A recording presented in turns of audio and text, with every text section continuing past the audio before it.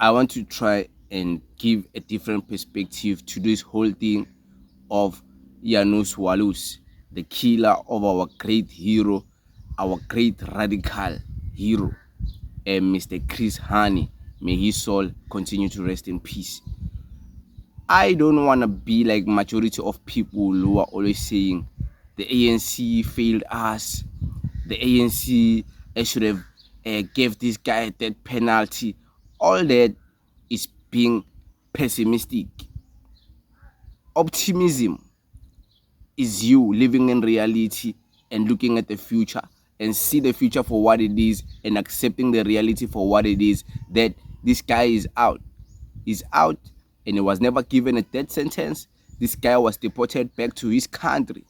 So what can you expect and what opportunity can you expect from this? Let's expect to hear what this man has to say. Many of the apartheid people who were killing our heroes, many of them never got an opportunity to speak. But there is a man, a well-known trained assassin, given an opportunity to speak. And I think we should hear what he has to say, because many of us are very young. We only read about certain things in the history books.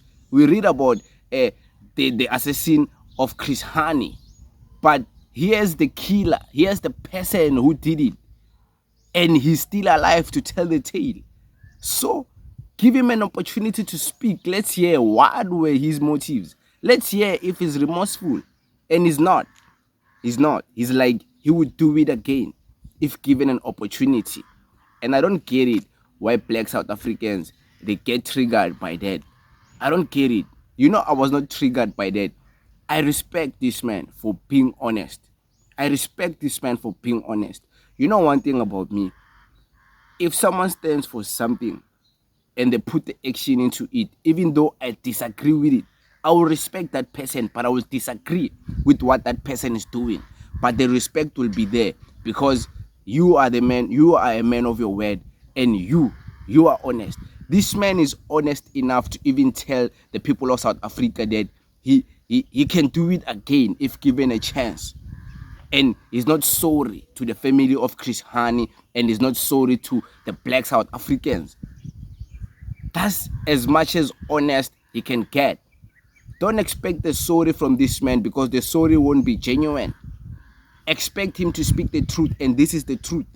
This is the truth. This man is saying Agaspy, he's not sold. And what do you expect from a trained assassin from Poland? Many people don't understand. This guy was requested specifically by the apartheid government directly from Poland to come and complete the job of doing this assassination work to Chris Hani. This man is from Poland. That's why now when he's released, they had to deport him back to Poland.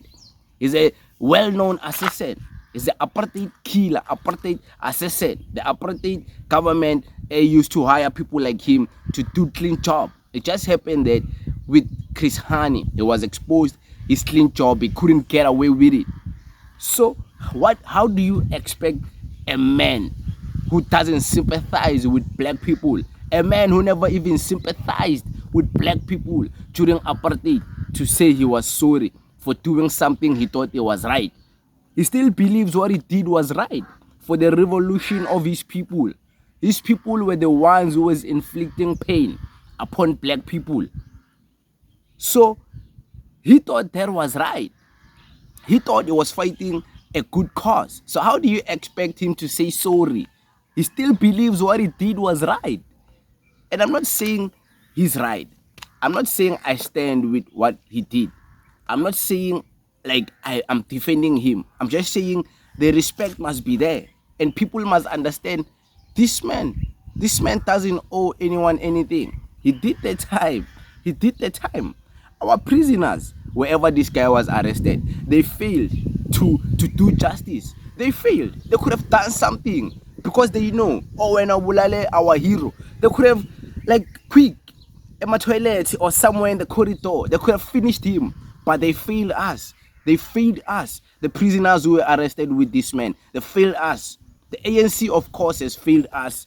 But I'm saying, you can't just focus on how the ANC has failed us. You are missing an opportunity to hear a man speak honesty and expose that this, Yazin, there's a lot in that interview, even involving our President Jacob Zuma. I don't even want to talk about that because it's unnecessary to talk about it. It's unnecessary at all. It's unnecessary. I won't be doing that. I won't talk about this man mentioning President Jacob Zuma because it's very unnecessary to talk about that. This man, though, he's saying he's not sorry. Sorry, I'm not sorry. And black people are expecting him to be sorry. Black people are expecting him to understand that he caused pain. He doesn't get it. He doesn't understand. And I got spy. He's like, feel your pain. I did my time. I feel my own pain. So worst part is that you're expecting an apology from a man who did the time for his apartheid killings to black people. He won't be sorry because in the cabinet today, the cabinet of government is filled with many people who were apartheid sympathizers. Many of them were even leaders in apartheid political parties. You don't know. And then maybe you have a long way to go. Many of them are ministers today. Many of them are deputy ministers today in close proximity with the government. That's why they say government of national unity 2.0 is back. Many of them know it from experience because they've been there before. They know it. This is the 2.0 for them. They were there. They don't even say sorry, even just for them to secure a position. They'll never say sorry for the things that happened during apartheid. They don't see it as doing anything wrong. So how do you expect a person who has done the time, a person who has felt pain, chilling in a jail cell, a person who is now deported in his old age, all those young age have gone to waste because he was in prison? How do you expect him to come out and say he's sorry?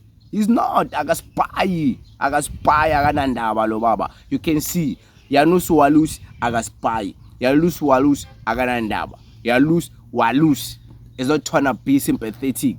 And I don't think it will be fair for us as black people to force him to be sympathetic, to force him to say sorry. It wouldn't be genuine. Whatever this man is saying, that's him. That's his authentic self. That's him. Take it for what it is. You can see this man is a trained assassin, and this man doesn't care about the family of Chris Hani. This man doesn't care about black people's pain. He doesn't give a... He doesn't. So stop expecting so much from him, because whatever you're expecting, if he was to do it, I wouldn't see it as genuine. I would just see it like he's doing it for the sake of convenience. I wouldn't even take his sorry if he was to wake up and say, I'm sorry for doing that. It wouldn't be genuine, because this is what he had to say in that interview. There's no way this man is sorry. He's not. But it is what it is, man. We live in a world whereby there's assassins. We live in a world whereby many of our heroes were killed. Problem is that only a select few heroes get a hero's praise in the long run. Only a select few get to be recognized. There's many who have died. We don't talk about them. There's many who have been killed by our very own blacks. We don't talk about them. But there's those who get special treatment, you know. What about the other families who have lost their loved ones? Let's start even going there, talking about the others. I'm just saying. But it is what it is. Thank you very much.